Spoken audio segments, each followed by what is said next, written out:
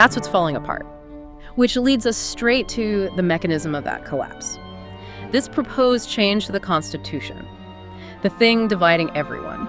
Okay, let's really dig into this, because this is the core of it all, right? The political fracture, the tension that seeps into Vera's life, at school, at home. It all revolves around this thing called the 5-3 Amendment. Yeah, and it's not some fringe idea discussed in dark corners. This is presented as a serious proposal, a constitutional change. Designed to permanently rearrange the power structure. Exactly. Yep. And we need to be super precise about what it's trying to do. The source material paints this as like the ultimate expression of building inequality into the system. It aims to create this privileged class, they call them exceptional Americans. Exceptional Americans, okay. And how do you qualify? Well, the criteria are incredibly restrictive. Deliberately so, it seems. You need your ancestors to meet two specific historical benchmarks. Okay, what are they? First, the timing.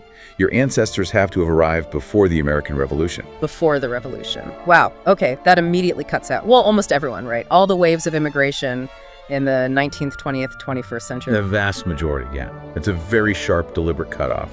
And then there's the second criterion, which is, well, it's really something. Go on. It directly taps into the country's deepest historical wounds. Your ancestors must never have been enslaved. Never enslaved. So to be an exceptional American, you need proof of pre-revolutionary arrival and proof that your lineage was never subjected to slavery. You have to check both boxes, which, when you think about it, Yeah, the implication is unavoidable.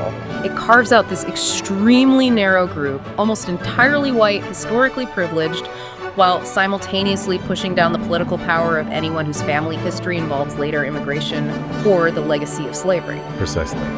It's defining citizenship by exclusion. And if you do meet these criteria, if you qualify as exceptional, Then what? What's the payoff? that's where the name comes in, 5-3. These exceptional Americans would get 5/3 of a vote for every single vote cast by everybody else. 5/3. Okay, wait, let's really pause on that for the listener. Because the number itself, the audacity of that fraction, that's the whole point, isn't it? It absolutely is. It's not just a little bonus. It's designed to be a mathematical lock. A way to guarantee minority rule, essentially. Let's walk through a quick example. Imagine a country split, say 50-50, on an issue in a normal election. Pretty close. Right. Now let's say the exceptional Americans make up only maybe 40% of the voters. In a regular election, if the other 60% vote against them, they lose. Simple majority rule. Makes sense. But with the 5-3 Amendment, that 40% of the population. Their votes are now worth 50/3 each. Do the math.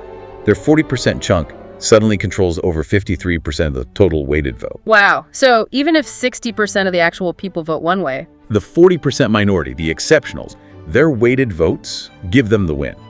Every single time it's even remotely close. They get this huge built-in advantage, a 1/3 bonus on their political power, essentially. it's institutionalized rigging, basically, based purely on who your ancestors were. It creates this almost unbreakable cycle. Power based on ancestry, feeding itself. The source material is blunt about it. It calls the law unfair and dangerous. Yeah, no kidding. It's framed as an act of, like, constitutional violence, redefining what it means to be American, not by who you are now or what you contribute, but by this incredibly narrow, exclusionary slice of history. And this is the political air that Vera's breathing. This is the fight happening around her, forcing a 10-year-old girl to try and figure out the implications of 5/3. Yeah, the deadly arithmetic, as you said. It's heavy stuff. Okay, so let's shift focus now. We've seen the big picture, this massive, abstract national crisis. Now let's zoom right in on Vera herself.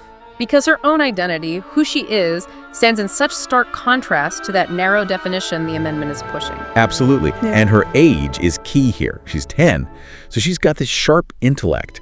But